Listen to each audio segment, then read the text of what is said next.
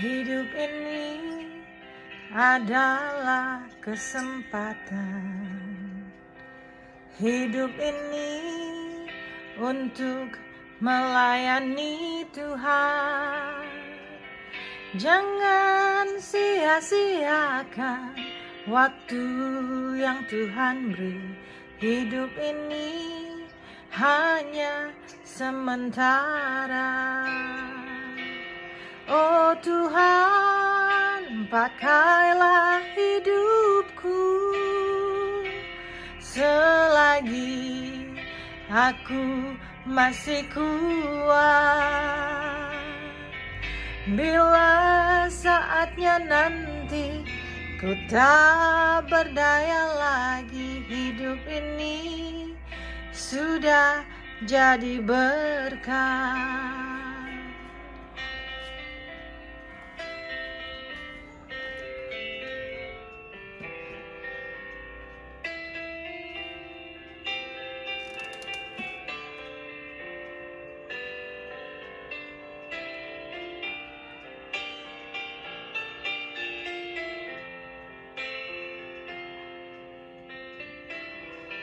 I love you, Mama. Hidup ini adalah kesempatan. Hidup ini untuk melayani Tuhan. Jangan sia-siakan waktu yang Tuhan beri. Hidup ini hanya sementara. Oh Tuhan, pakailah hidupku selagi aku masih kuat. Bila saatnya nanti ku tak berdaya lagi, hidup ini sudah jadi berkah. Oh Tuhan, pakailah hidupku selagi aku masih kuat.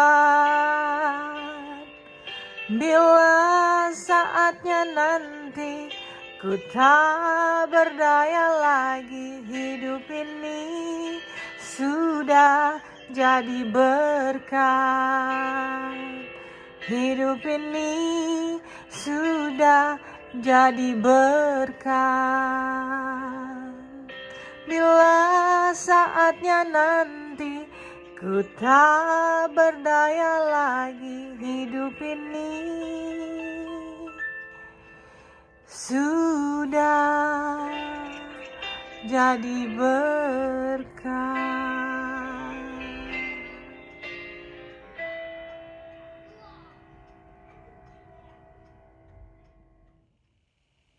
Mari kita berdoa. Tuhan yang penuh kasih, kami bersyukur pada hari ini bersama dengan seluruh keluarga dan juga semua yang menyaksikan tayangan ini. Kiranya ya Tuhan, rasa syukur kami sebagai satu keluarga atas kehidupan yang boleh Tuhan terus berikan dan juga boleh kami jalani saat ini, bisa sungguh-sungguh menjadi kekuatan untuk kami semua. Saat ini kami akan merenungkan firman-Mu, dan kiranya firman-Mu bisa terus menjadi kekuatan bagi kami menjalani hidup kami saat ini. Di dalam nama Tuhan Yesus kami berdoa. Amin. Kita akan bersama-sama membaca Matius 14 ayat 22 sampai 33. Matius 14 ayat 22 sampai 33 berbunyi demikian. Sesudah itu Yesus segera memerintahkan murid-muridnya naik ke perahu dan mendahuluinya ke seberang. Sementara itu ia menyuruh orang banyak pulang. Dan setelah orang banyak itu disuruhnya pulang, Yesus naik ke atas bukit untuk berdoa seorang diri. Ketika hari sudah malam, ia sendirian di situ. Perahu murid-muridnya sudah beberapa mil jauhnya dari pantai dan diombang-ambingkan gelombang karena angin sakal. Kira-kira jam 3 malam, datanglah Yesus kepada mereka berjalan di atas air. Ketika murid-muridnya melihat dia berjalan di atas air, mereka terkejut dan berseru, "Itu hantu!" Lalu berteriak-teriak karena takut. Tetapi segera Yesus berkata kepada mereka, "Tenanglah, aku ini, jangan takut." Lalu Petrus berseru dan menjawab dia, "Tuhan, apabila Engkau itu, suruhlah aku datang kepadamu berjalan di atas air." Kata Yesus, "Datanglah." Maka Petrus turun dari perahu dan berjalan di atas air mendapatkan Yesus. Tetapi ketika dirasanya tiupan angin, takutlah ia dan mulai tenggelam lalu berteriak, "Tuhan, tolonglah aku."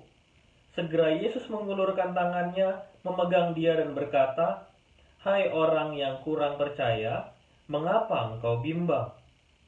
Lalu mereka naik ke perahu dan angin pun redalah. Dan orang-orang yang ada di dalam perahu menyembah dia, katanya, "Sesungguhnya engkau anak Allah." Demikianlah firman Tuhan untuk kita. Berbahagia kita yang saat ini terus dihibur dan dikuatkan oleh Tuhan. Saudara-saudari yang terkasih dalam Tuhan Yesus Kristus, kita mengingat bahwa dalam belakangan ini banyak peristiwa yang mengantar kita untuk kembali mengingat dan memikirkan bagaimana relasi kita, kedekatan hati kita kepada Tuhan. Dan di dalam itu semua, kita melihat juga bagaimana Tuhan terus berkarya di tengah kehidupan kita. Saat ini tentu kita mengingat ada banyak perubahan yang terjadi, perubahan kebiasaan kita, perubahan pola kita untuk melakukan aktivitas sehari-hari. Dulu mungkin banyak orang yang memilih untuk jajan, beli makan di luar, tetapi sekarang banyak orang yang memilih untuk lebih baik masak sendiri di rumah. Mereka yang tadinya bekerja di lapangan, sekarang harus bekerja dari rumah. Mereka yang tadinya tidak begitu memperhatikan kondisi kesehatan fisik, sekarang sungguh-sungguh harus memperhatikan kesehatan itu sendiri. Dan itulah sebetulnya perubahan-perubahan yang saat ini tengah terjadi di dalam kehidupan kita. Firman Tuhan hari ini akan mengantar kepada kita bagaimana Tuhan sungguh-sungguh Dia mau akan anak-anaknya yang selalu rindu hadir kepadanya. Sampai pada saat ini kita mau melihat bagaimana Tuhan selalu berkarya dan Dia mampu berkarya di tengah segala kondisi kehidupan kita. Bersama dengan keluarga almarhumah Ibu Frederika Yakobus, kita bersama-sama mau melihat bagaimana Tuhan juga membuat kita bisa bersyukur di tengah segala kondisi saat ini. Kita mengingat bahwa hari ini adalah 40 hari setelah Ibu Frederika Tuhan panggil untuk ada bersama dengannya di surga. Dan untuk itulah kebaktian ini diselenggarakan. Bukan untuk hanya sekadar mengenang apa yang pernah terjadi di dalam kehidupan kita semua bersama dengan Ibu Frederika, tetapi juga bagaimana Tuhan terus menguatkan kita yang saat ini tengah berjuang di dalam kehidupan kita. Hari ini bersama dengan para murid Yesus, sebuah kisah yang juga cukup kita kenal ketika Petrus harus masuk ke dalam air dan disitulah dia ditolong oleh Yesus. Ada dua kebiasaan yang terjadi di dalam kehidupan para murid saat itu. Para murid biasa untuk ada bersama dengan Yesus. Itu kebiasaan yang pertama. Dan kebiasaan yang kedua adalah mereka juga terbiasa untuk pergi bekerja di laut atau di danau. Mereka biasa ada di tengah air Karena kita mengingat sebagian besar dari 12 murid Yesus adalah tadinya mereka adalah nelayan. Mereka adalah orang-orang yang biasa bekerja di air, bekerja untuk menangkap ikan dan bekerja untuk menggunakan perahu, dan itu menjadi hal yang sangat biasa bagi mereka. Dan juga hal yang biasa kemudian adalah mereka juga pasti terbiasa menghadapi badai. Mereka terbiasa menghadapi angin sakal yang dikatakan di dalam bacaan kita tadi. Ini tentu bukan peristiwa pertama kali mereka menghadapi kenyataan ini. Tapi apa yang terjadi pada saat itu, mungkin karena mereka terlalu terbiasa bersama dengan Yesus, mereka lupa bahwa pertolongan pertama mereka adalah pada Yesus. Mungkin terlalu terbiasa bagi mereka untuk menghadapi angin ketika mereka sedang bekerja, menghadapi segala masalah di dalam pekerjaan mereka, sehingga akhirnya mereka pun dengan sangat terbiasa menghadapi seorang diri. Dan bukankah peristiwa seperti ini sering terjadi di dalam kehidupan kita semua? Ketika kita ada di tempat kita bekerja, ketika kita ada di dalam kondisi kehidupan aktivitas kita setiap hari, bukankah kita terbiasa untuk menghadapi masalah itu sendiri? Kenapa? Karena kita merasa kita itu tahu bagaimana cara mengatasinya. Kita merasa bahwa kita mengerti, oh, kalau saya menghadapi masalah seperti ini, cara menyelesaikannya adalah dengan seperti ini. Tetapi kekuatan Tuhan muncul bukan karena sekadar kita bisa menghadapi masalah itu. Kekuatan dari Tuhan justru muncul ketika kita menyerahkan kehidupan kita kepada tuntunan Tuhan. Lihat bagaimana Tuhan menolong mereka. Lihat kembali dalam bacaan kita, para murid berteriak, "Tolonglah aku," justru ketika Petrus sudah tenggelam. Bukan ketika mereka ada di dalam peristiwa angin badai itu. Ketika peristiwa angin badai itu terjadi, mereka langsung berusaha dengan apa yang mereka bisa. Mereka tidak ingat satu kali pun mengingat bagaimana Tuhan yang harusnya terus bisa menolong mereka. Mereka terbiasa bekerja di dalam dunia perairan. Mereka juga terbiasa untuk mengatasi masalah itu, dan mereka merasa bahwa cara mereka adalah cara yang terbaik. Tapi ingat, siapalah kita tanpa Tuhan? Mungkin saat ini ketika kita berbicara penghiburan dari Tuhan, kita terbiasa menghibur diri kita sendiri. Kita terbiasa mengalihkan perhatian kita. Ketika kita menghadapi peristiwa duka, kita terbiasa untuk mengatasi perasaan duka itu sendiri. Dan tidak ingat bahwa ada Tuhan yang selalu siap mengulurkan tangannya untuk kita. Bahkan yang lebih miris adalah ketika Yesus datang kepada mereka, yang datang Yesus loh, dan mereka berkata, "Itu hantu." Begitu fokusnya mereka pada masalah sehingga mereka lupa bahwa ada Tuhan yang menghampiri mereka. Begitu fokusnya kita pada masalah sehingga seringkali justru membuat kita lupa untuk kembali kepada Tuhan. Begitu fokusnya kita pada setiap peristiwa yang tidak menyenangkan sehingga akhirnya membawa kita kembali hanya menggantungkan pada pengetahuan kita sendiri dan bukan kepada Tuhan. Percaya kepada Tuhan memang tidak sekaligus akan membuat kita terbebas dari segala masalah. Percaya pada Tuhan tidak semerta-merta juga membawa kita berubah otomatis. Tetapi percaya pada Tuhan membuat kita semakin yakin bahwa hidup kita punya satu kekuatan. Kita punya Tuhan yang mampu mengatasi segala masalah. Ia yang mampu membimbing kita, menuntun kita perlahan-lahan untuk bisa mengatasi dan melihat bagaimana Dia juga bekerja di dalam kehidupan kita. Dan pada akhir kisah ini, Yesus bertanya kepada para murid, "Hai orang yang kurang percaya, mengapa engkau bimbang?" Peristiwa apakah yang sering membuat kita belakangan ini menjadi bimbang?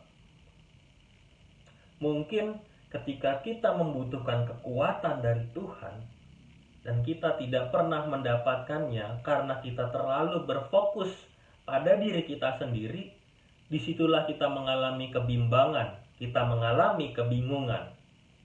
Kita sungguh-sungguh bingung bagaimana cara menyelesaikan setiap masalah yang kita hadapi. Seperti seorang Petrus, kita seringkali menghadapi peristiwa yang serupa dalam kehidupan kita. Kita seringkali seperti Petrus, kita minta untuk Tuhan membuktikan kehadirannya, kita minta segala macam berkat, tetapi ternyata ketika Tuhan memberikannya, kita tidak berterima kasih, bahkan mungkin kita tidak menyadarinya bahwa Tuhan sudah memberikan buat kita. Karena kita masih berpikir cara kita adalah cara yang paling baik. Setelah apa yang kita selalu minta kepada Tuhan, pernahkah kita kembali mengingat bagaimana Tuhan itu sungguh-sungguh baik di dalam kehidupan kita? Sehingga akhirnya setiap kali kita meminta kepada Tuhan dalam doa, dalam permohonan, meminta macam apapun, akan selalu ada terjadi perubahan untuk kehidupan kita. Kita mau hidup kita selalu semakin berubah, hidup kita makin berubah menjadi lebih baik.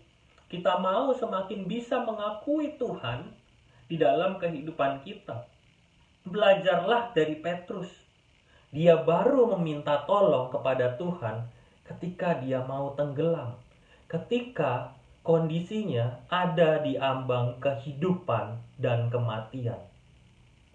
Baru dia minta tolong pada Tuhan. Kemana saja Petrus selama ini? Dia selalu dekat pada Tuhan.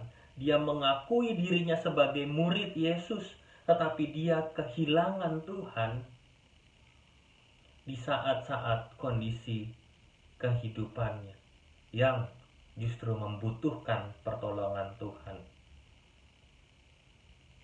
Saudara-saudari yang terkasih dalam Tuhan Yesus Kristus, kita semua selalu membutuhkan pertolongan Tuhan.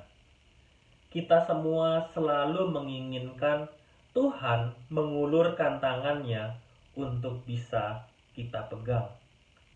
Maka itu, mintalah kepada Tuhan supaya Ia selalu mengulurkan tangannya dan juga kita bisa merasakan uluran tangan itu. Percayalah, setiap kali kita mau menyerahkan kehidupan kita ke dalam Tuhan, maka segala sesuatu yang baik bisa lebih dapat kita rasakan. Semua yang baik bisa terjadi. Kita bisa merasa lebih tenang di dalam menjalani kehidupan kita. Hati kita bisa lebih damai, perasaan kita bisa lebih lega, dan kita siap menghadapi berbagai macam persoalan. Layaknya para murid Yesus yang seharusnya ketika mereka selalu bersama dengan Yesus, mereka bisa menjalani kehidupan mereka dengan baik. Kita pun dituntun seperti itu. Masalah dalam hidup ini makin dipikir, makin dijalani, maka sebetulnya makin besar resikonya. Itu adalah hal yang wajar. Dan ketika kita berani menjalaninya, disitulah juga cara kita untuk menghadapi setiap persoalan sudah semakin dewasa. Kita tidak lari ke sana kemari untuk menjalani kehidupan kita. Tetapi kita percaya bahwa setiap jalan hidup kita selalu disertai oleh Tuhan. Kita tidak ingin seperti Petrus yang setelah hampir tenggelam baru berteriak minta tolong. Tetapi pada akhir kisah ini kita melihat bersama-sama bahwa semua orang berkata bahwa sungguh dialah anak Allah. Sungguh Tuhan adalah anak Allah. Dan disinilah juga kita mau bersama-sama menyadari Tuhan selalu menolong kita. Tuhan selalu menyertai kehidupan kita. Tuhan selalu ada dalam segala kondisi kehidupan kita. Kehidupan ini bisa berubah, tetapi kasih sayang Tuhan tidak pernah lepas dari hidup kita masing-masing. Peganglah selalu tangan Tuhan. Peganglah selalu kehendak Tuhan, kepercayaan kita, iman kita semakin kuat pada Tuhan. Supaya semua hal yang terjadi dalam hidup kita bisa kita nikmati dengan sungguh-sungguh. Hidup kita harus terus berjalan. Hidup kita tidak pernah berhenti kecuali ketika Tuhan menghendakinya. Maka itu saat ini untuk kita semua, usahakanlah yang terbaik di dalam kehidupan kita. Untuk diri kita sendiri, untuk semua orang yang ada di sekitar kita. Usahakanlah semua hal yang bisa kita lakukan di tengah kehidupan kita. Syukurilah apa yang sudah Tuhan berikan. Peganglah selalu tangan Tuhan. Dan kiranya Tuhan menyertai kita. Mari kita berdoa. Hari ini ya Tuhan, kami bersyukur untuk setiap penyertaan-Mu dalam kehidupan kami. Bersyukur ketika kami juga boleh mengingat bagaimana Tuhan sungguh-sungguh menyertai kami di dalam seluruh kehidupan kami semua. Di saat ini kondisi kehidupan banyak berubah, tetapi kami percaya ketika semua kondisi ini berubah, kami harus selalu memegang tangan Tuhan. Dan kiranya ya Tuhan, kekuatan-Mu selalu ada untuk kami semua. Tuhan, kami percaya bahwa Engkau ada bersama-sama dengan kami semua. Di tengah pergumulan kami masing-masing secara pribadi, bagi anak-anak dari almarhumah Ibu Frederika Jakobus, di tengah menjalani kehidupan mereka setiap hari, di tengah mereka mengusahakan yang terbaik bagi keluarga, bagi diri mereka, bagi orang-orang sekitar, Tuhan boleh menyertai mereka semua. Tuhan juga terus menyertai keluarga besar yang terus Tuhan berikan kasih sayang kepada mereka, untuk mereka juga bisa menjalani dan menikmati setiap cinta Tuhan lewat kehadiran keluarga. Kami juga berdoa ya Tuhan untuk kondisi kehidupan saat ini. Di tengah pandemi COVID-19 yang masih terus berjalan, kiranya Tuhan juga terus bekerja dan memberikan kami pencerahan. Supaya kami semakin yakin juga bahwa Engkau selalu memegang tangan kami. Engkau selalu menggenggam tangan kami, menuntun kami untuk kami bisa mendapatkan kehidupan kami yang semakin hari semakin lebih baik. Inilah kami ya Tuhan, anak-anak-Mu yang menaikkan doa ini, dan inilah doa kami bersama. Di dalam nama Tuhan Yesus yang mengajarkan kami berdoa. Bapa kami yang di sorga, dikuduskanlah nama-Mu, datanglah kerajaan-Mu, jadilah kehendak-Mu di bumi seperti di sorga. Berikanlah kami pada hari ini makanan kami yang secukupnya, dan ampunilah kami akan kesalahan kami, seperti kami juga mengampuni orang yang bersalah kepada kami. Dan janganlah membawa kami dalam pencobaan, tetapi lepaskanlah kami daripada yang jahat. Karena Engkau yang punya kerajaan dan kuasa dan kemuliaan sampai selama-lamanya. Mari kita menyatukan hati kita mengarahkan hati kita kepada Tuhan dan kita memohon berkat dari Tuhan. Tuhan memberkati kita dan melindungi kita. Tuhan menyinari kita dengan wajah-Nya dan memberi kita kasih karunia. Tuhan menghadapkan wajah-Nya kepada kita dan memberi kita damai sejahtera. Haleluya. Amin. Hari ini 40 harinya Mama.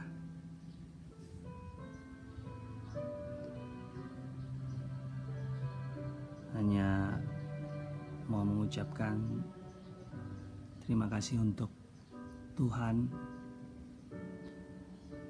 buat waktu dan kesempatan yang Tuhan berikan buat saya bisa punya waktu di akhir-akhir hidup Mama, baik di rumah sakit, hingga pada akhirnya di hari Minggu 15 Maret 2020 Mama meninggalkan kita semua. Terima kasih Mama. Juga terima kasih untuk Ayah buat semua perhatian, pengorbanan, buat semua didikan, buat semua pembelajaran hidup yang diberikan buat saya. Sekarang Mama udah bahagia ya, udah tidak sakit, sudah senang, sudah happy, sudah bertemu Ayah, sudah tenang di surga bersama Tuhan. Sekarang tinggal saya, adik-adik saya yang ada di dunia bisa mentransfer kebaikan buat sesama kami, biar saya bisa berbuat lebih baik, menjadi manusia yang lebih baik di dunia ini, yang bisa berguna buat semua orang. Love you Mama, love you buat kebaikan Mama.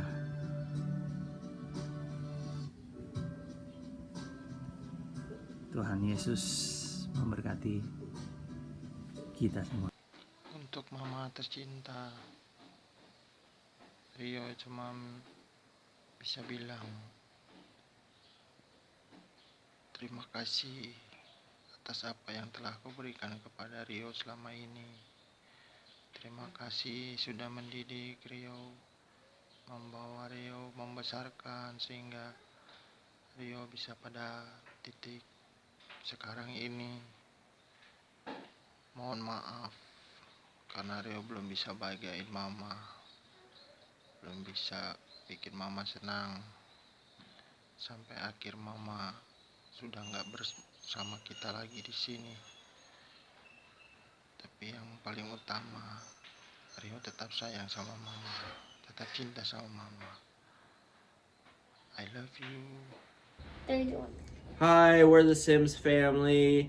My wife Riri was Frederica Jacobus' daughter. We miss her so much. She used to visit us all the time, and we still know she's looking down on us from heaven. We miss you, Oma. We miss you, Oma. We love you. We love you. We love you.